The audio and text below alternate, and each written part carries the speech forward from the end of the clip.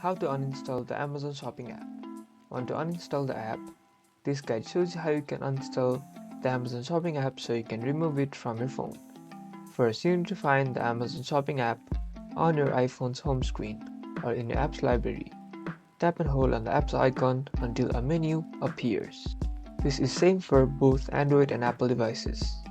On the menu, you'll see a button that says Uninstall or Remove app. Tap on it to open a new menu. You'll be asked to confirm that you want to uninstall the app.